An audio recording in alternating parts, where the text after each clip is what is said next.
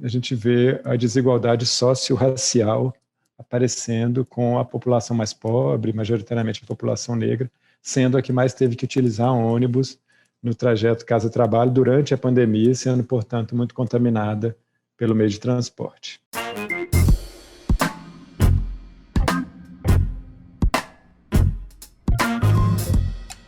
Como melhorar a mobilidade urbana? O trânsito, a qualidade de vida. Nesses tempos de pandemia, muita coisa mudou na maneira como a gente se locomove pelas cidades.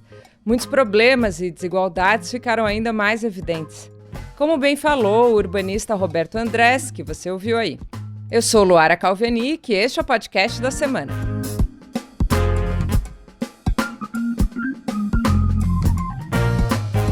Esta semana na Gama, o tema é mobilidade. E é sobre isso que eu converso com o Roberto. Ele é professor da UFMG e doutorando na USP. É também pesquisador visitante na Universidade de Nova York e um dos criadores da revista Pisa Grama. Escuta a nossa conversa.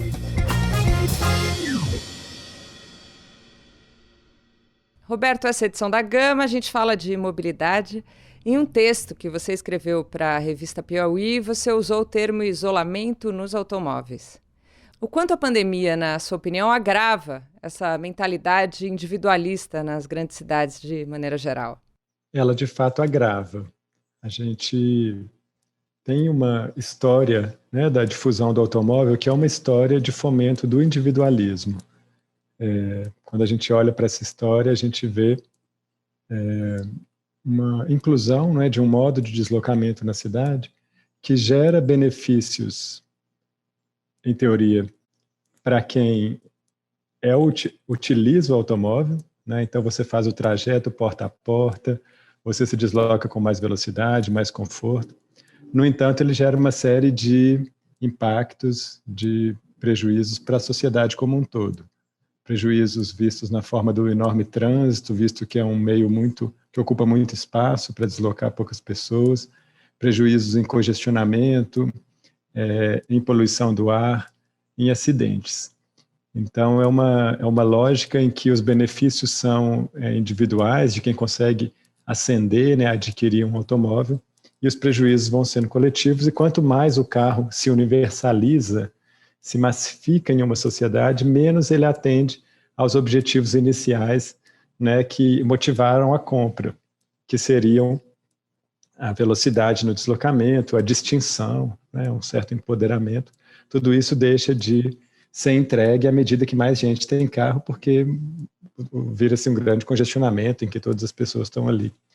No entanto, uma parte relevante da sociedade, especialmente no Brasil, continua sem se deslocar com automóvel, por impedimentos financeiros mesmo, porque se pudesse, todas as pessoas tentariam fazer isso. Não funcionaria, porque, como eu dizia, é um meio exclusivista. Se cada pessoa se deslocasse na cidade de carro, ninguém se deslocaria 1 centímetro, mas então ele pressupõe que uma parcela da população não use esse meio para que as outras consigam usar.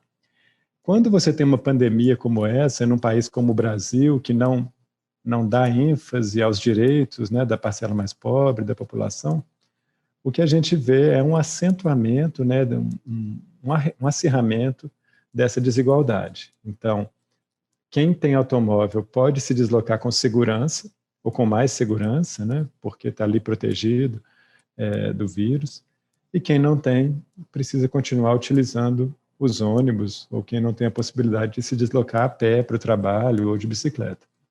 Então, de fato, tem diversos estudos que mostram que a população foi muito prejudicada utilizando o ônibus na pandemia, e a gente vê a desigualdade socio-racial aparecendo com a população mais pobre, majoritariamente a população negra, sendo a que mais teve que utilizar ônibus no trajeto casa-trabalho durante a pandemia, sendo, portanto, muito contaminada pelo meio de transporte. E a gente teve ainda uma redução de frota, né, que deixou os ônibus ainda mais lotados. Que é um esquema perverso, né, a gente deixar o transporte público nessa lógica privatista de algumas empresas, né, uma meia dúzia de barões do transporte, né? Isso foi uma pauta há alguns anos do Brasil, com uma lógica de contrato em que as empresas de transporte são remuneradas por passageiro transportado. Então, a própria forma de financiamento estimula as empresas a, no momento de queda de demanda, como foi a pandemia, reduzir também a oferta, visto que a forma de pagamento, né, das empresas, de remuneração das empresas, é vinculada ao número de passageiros por ônibus. Isso quer dizer que o nosso sistema de transporte público pressupõe a lotação para pagar seus custos e o lucro dessas empresas, porque ele, em situação normal, que são situações de lotação, a gente sabe disso no dia a dia das cidades brasileiras, em horário de pico, os ônibus lotados, isso faz parte do esquema que garante, né, que faz girar a roda do sistema de transporte público. É um modo de licitação completamente equivocado, na contramão do que a gente vê dos modelos de referência, e é um modo de financiamento também equivocado. O que a gente vê nas cidades que a gente tem de referência é uma contratação pelo serviço prestado. Então, se você tem uma empresa privada prestando esse serviço, ela recebe pelo quilômetro rodado, pelo número de funcionários envolvidos, mas não tem nenhum vínculo com o número de passageiros. E o segundo ponto é um subsídio público considerável com uma gestão pública. Esse subsídio permitindo que a única fonte de financiamento do ônibus não seja a passagem, né, o valor da tarifa. De modo que, em uma situação como essa, de queda de demanda, as prefeituras pudessem manter, né, a oferta dos ônibus a partir do financiamento público que garantisse a segurança de quem circulasse neles, que foi algo, de fato, os ônibus mandaram a população brasileira para o matadouro na maneira como foi gerido na pandemia. Interessante que a gente fala muito atualmente de cidades inteligentes, de carros elétricos, voadores, de uma mobilidade mais verde, mas o transporte coletivo, que é a base aí da mobilidade, não parece ter o investimento, a atenção devida. Tem um certo fetiche tecnológico com essa ideia de cidades do futuro, cidades inteligentes, quando não estamos sabendo resolver os problemas mais essenciais de deslocamento, que não vão ser resolvidos por carros sem motoristas. Temos problemas graves de deslocamento nas cidades brasileiras, e eu pessoalmente acho que as cidades que têm de fato buscado políticas inteligentes de mobilidade, muitas vezes essas políticas não são de alta tecnologia.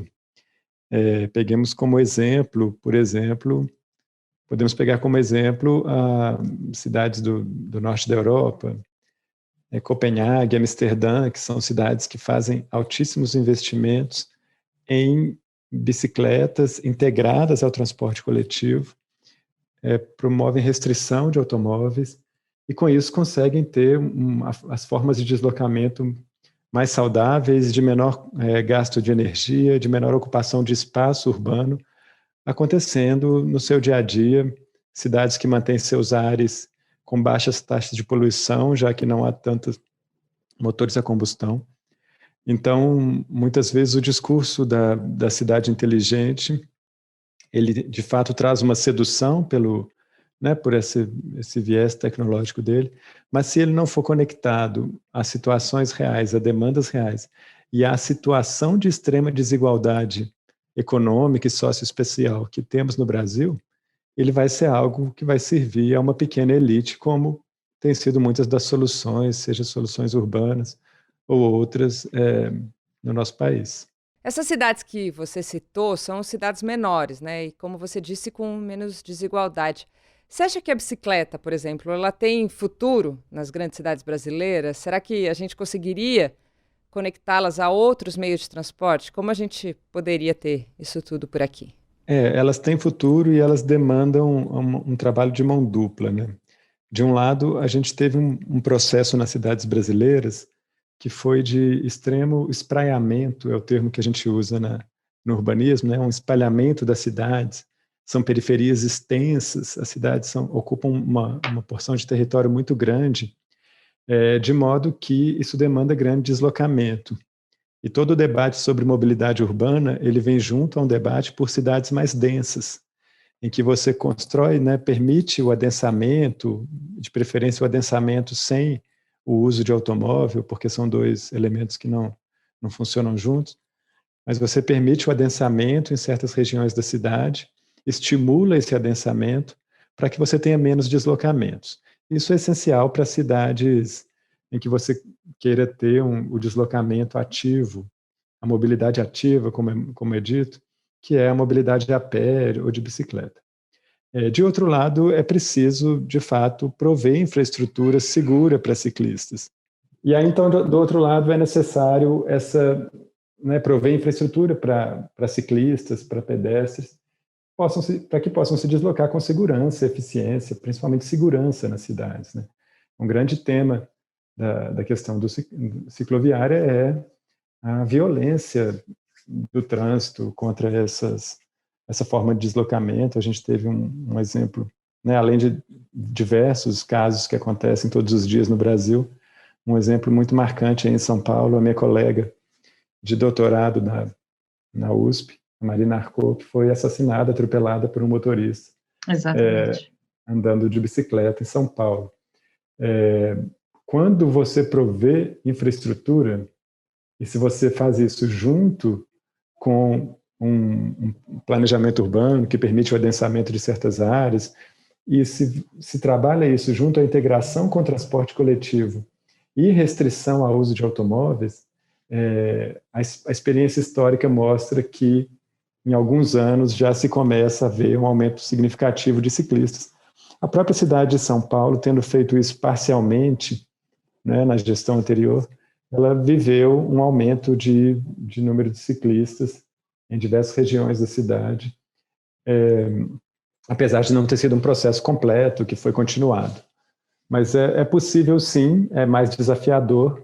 Mas só para terminar a resposta a essa pergunta, é muito interessante olhar para a situação que se vivia na Holanda nos anos 70 e também na Dinamarca, em que essas cidades estavam tomadas pelo automobilismo, pelo surto, né, de automóveis, por todos os impactos que esse modo de deslocamento gera, aumento de trânsito, poluição, acidentes, e foi uma mobilização popular, uma série de mobilizações populares contra os acidentes, contra atropelamentos de crianças, que fizeram com que essas cidades, esses países optassem por formas de deslocamento mais saudáveis e mais respeitosos com a vida coletiva.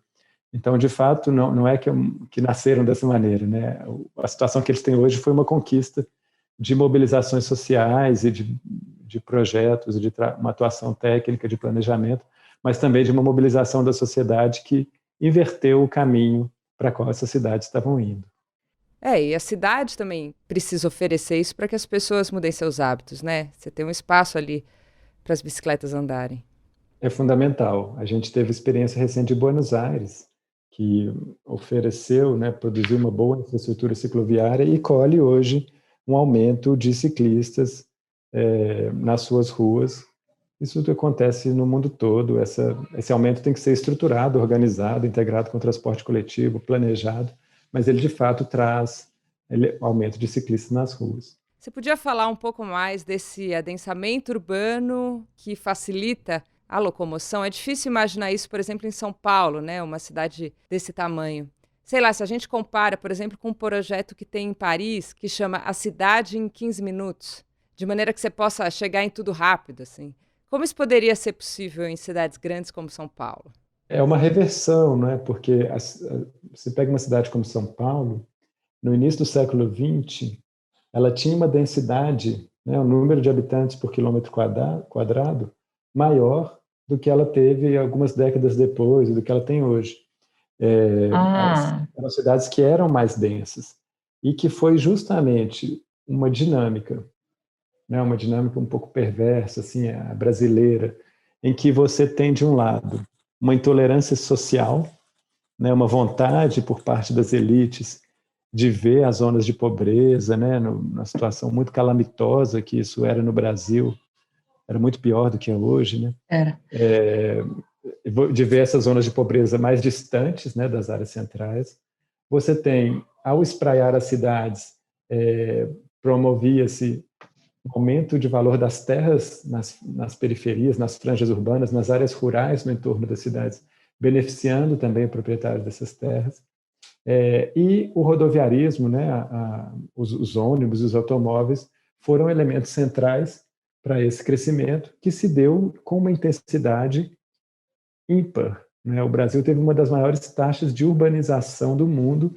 Entre 1940 e 1980, a população urbana brasileira saltou de 12 milhões para 80 milhões de pessoas. Então, essas cidades cresceram de uma maneira completamente sem infraestrutura pública, jogando os pobres para periferias longínquas, que foram conformando seus bairros, né, na luta, buscando que o poder público provesse infraestrutura, e essa infraestrutura foi chegando aos poucos, asfalto, luz, água, que hoje são bairros que têm essa infraestrutura básica, mas que conformou uma cidade muito espalhada no território.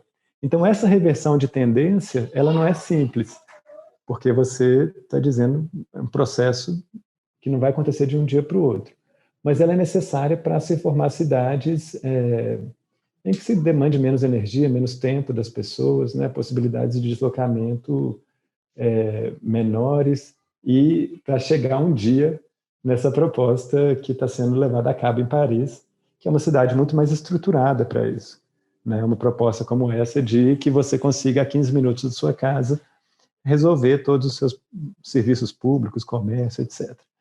Quem conhece, né, as grandes periferias de São Paulo sabe que isso é uma realidade distante.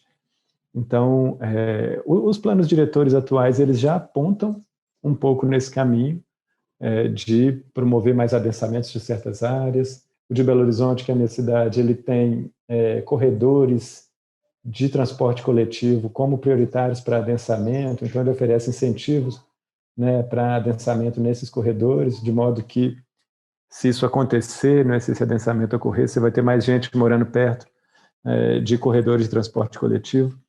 Então, isso é uma tendência do planejamento hoje, mas colher os resultados para chegar numa proposta como essa de Paris, a gente ainda tem uma longa caminhada pela frente. Roberto, às vezes eu sinto que esses debates de mobilidade ficam muito fechados em quem já está muito engajado nisso, né? Seja quem já anda de bicicleta ou quem pega o transporte público.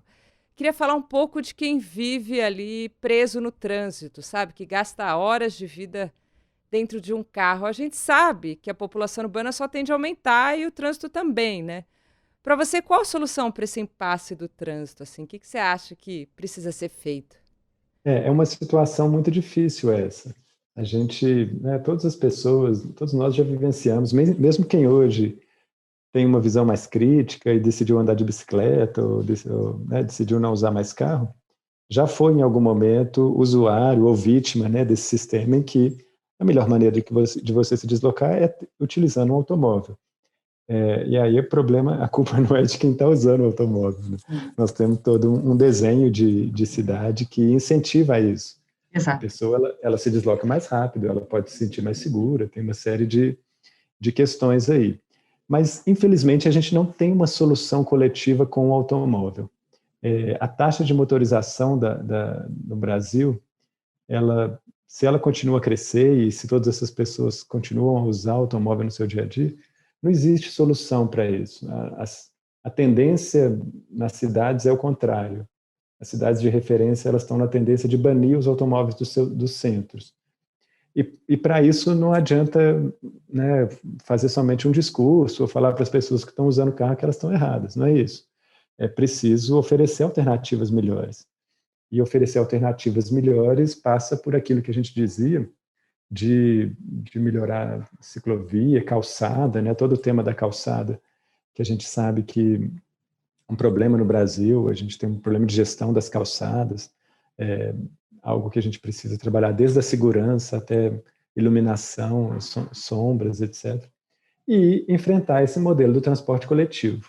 Sim, tem gente que não anda a pé realmente, né, Roberto? Agora você falando das calçadas. É uma cultura, mas, por outro lado, eu me lembro que quando se iniciou essa cultura de retomar o carnaval em Belo Horizonte, em São Paulo, em Brasília, muita gente que não andava a pé começou a andar a pé por sentir de novo, né, a possibilidade de andar a pé.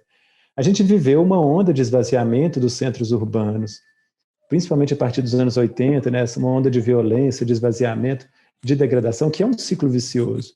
Né? Quanto mais as pessoas deixam de andar a pé, mais as ruas ficam vazias e mais a gente sente elas como perigosas. Então é natural essa cultura, assim. essa cultura, para ser revertida, ela demanda que a gente comece a inverter esse ciclo, fazendo com que mais pessoas comecem a andar, para que outras se sintam seguras também. E para isso a gente precisa investir em transporte público.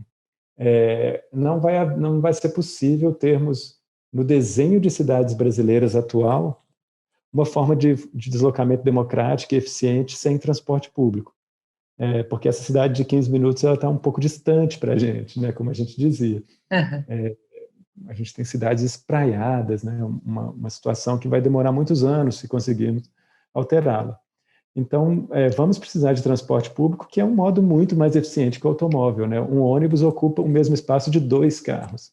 Um ônibus transporta 50 pessoas confortavelmente, enquanto 2 carros transportam, em média, 2, 3 pessoas no trânsito diariamente. De modo que, o que é esse investimento em transporte público, para a gente não deixar de falar disso? É a importância de termos uma forma de subsídio pública, como tem em todos os países. Se você for olhar para a França, para a Espanha, todo mundo do Brasil que viaja para esses lugares elogia o metrô e paga €1 no metrô, na verdade, aquele metrô custa €3 para o Estado, mais 2/3 daquele valor foi subsidiado. Por isso o metrô fica atrativo, porque ele fica barato, e aí mais gente passa a usar. Então você cria o ciclo invertido, né? O ciclo virtuoso, em que você atrai usuários, o sistema melhora, você arrecada mais e pode investir mais nele. E também uma gestão pública, que ainda que tenha empresas privadas operando, uma gestão pública com muito mais transparência e muito mais foco no interesse público do que a gente tem hoje. Sem fazer isso, é muito difícil a gente reverter essa tendência de piora contínua do trânsito nas cidades.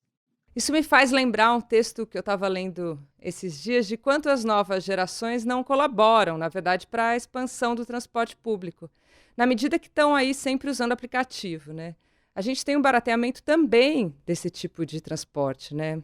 Mais esse problema hoje em dia. E aí você tem razão, porque os aplicativos, tem vários estudos mostrando que eles tomaram muito mais usuários do transporte público do que reduziram automóveis individuais. Esses aplicativos precisam ser regulados, né? O trânsito na cidade não é uma fábrica de chiclete. Você não se faz pela soma das ações individuais. A ideia do livre mercado, de que cada um pode criar o seu, pode funcionar em alguns setores. Em setores em que o espaço é limitado, você precisa de regulação para o máximo de eficiência.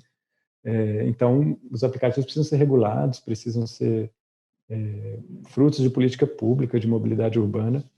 E, de fato, dá para entender quem usa o aplicativo. Muitas vezes você usa o aplicativo como mais uma pessoa e sai mais barato do que o ônibus, pelo altíssimo custo que a gente tem do transporte público e pelo baixo custo desses aplicativos. Mas são políticas públicas que precisam inverter isso, precisam onerar essa forma de transporte que é pouco eficiente, que polui muito, e melhorar a qualidade dos ônibus e reduzir os custos deles. Ou melhorar a infraestrutura de bicicleta, né, que os jovens poderiam estar utilizando. Então, sem políticas públicas de regulação, enfrentamento e melhora da qualidade, as pessoas vão buscar soluções que individualmente são melhores. Isso é natural. O problema não está nas pessoas, o problema está na gente conseguir criar alternativas para que as pessoas escolham as formas de deslocamento que beneficiam mais a coletividade, que são sustentáveis. Porque essas que estão aí não são sustentáveis, elas vão só piorar. Muito bom falar com você, Roberto. Te agradeço.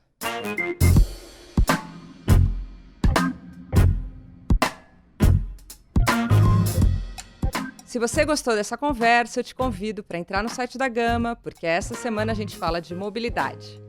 A gente tem uma entrevista com o autor de um livro sobre transporte público, uma matéria sobre o futuro das bicicletas em grandes cidades brasileiras e uma outra sobre o futuro da mobilidade urbana de maneira geral. Entra lá para ler tudo isso. Eu sou Luara Calvenic e este é o podcast da semana. A cada 7 dias, um tema novo para você. A edição de som é do Ricardo Monteiro. Até semana que vem.